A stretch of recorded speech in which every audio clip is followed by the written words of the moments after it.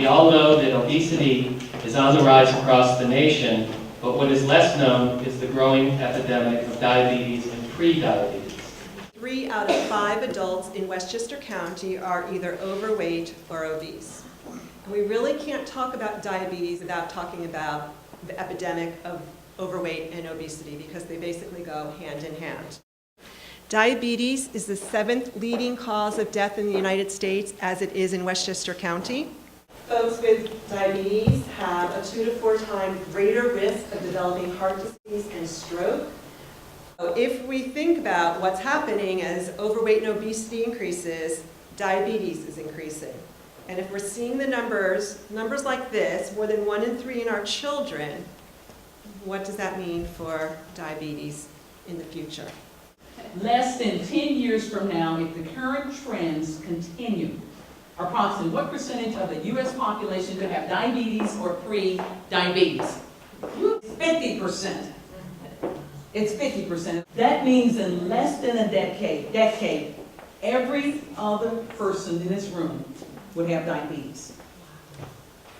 If there was any other type of disease in the world, which every other person in the room would have that disease, don't you know we would have some really major outcries?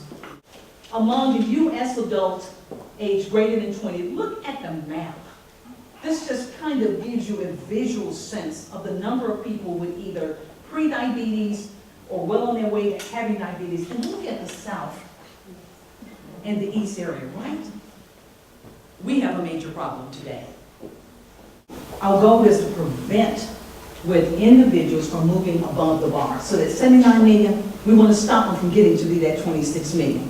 That health-wise, I wasn't able, as I was sitting down, to tie my shoes, because that's how bad I was. I'm a father of 12 and 18 grandkids. I want to better my life. I got six kids at home and 4 girls to go. So I want to be able to walk them down the aisle and see more grandkids. People don't know they're pre-diabetic. There's no symptoms, so they don't know they're at risk.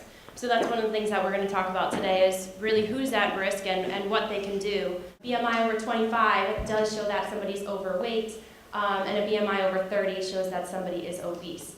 People who are over the age of 45 are at increased risk, and somebody over the age of 65 is at an even greater risk. If you're not physically active at least 3 times a week, so if you're not out and about and moving around, we want that number to be at least 3 times. A family history, which would be a mother, a father, a brother or sister, an actual direct relative with diabetes. Women who have had gestational diabetes, that is the greatest link between developing diabetes. Women who've had gestational diabetes are at the highest risk for developing diabetes. Different ethnicities are at higher risk of getting diabetes.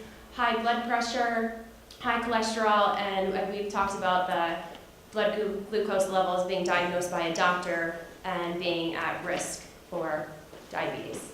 Program goals, as already have been mentioned, is a reduction of weight by 7% and then maintenance of that weight loss, so not to put the weight back on, and increasing physical activity to 150 minutes a week.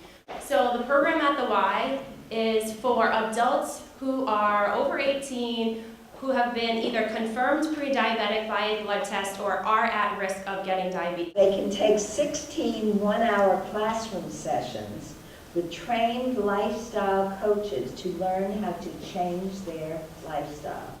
The essence of our problem.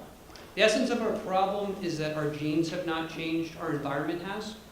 This map shows basically fast food.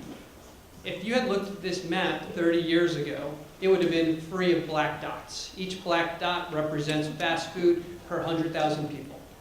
And what's really important about this map is so often that people in the Northeast, they think, this is a Southeast problem.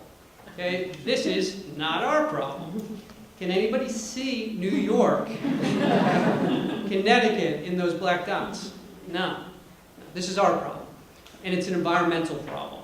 So we know the data is very firm, exercising on a daily basis. No exceptions. That's what keeps off the weight. Losing the weight, nutrition is essential. People who rely on willpower lose weight quickly and then regain it. It's about setting up your lifestyle so you don't have to use willpower. that's really the psychological message that we want to get out to people more than anything else. That diabetes is preventable and controllable, and that together we really need to work to make living a healthy life like the easy choice.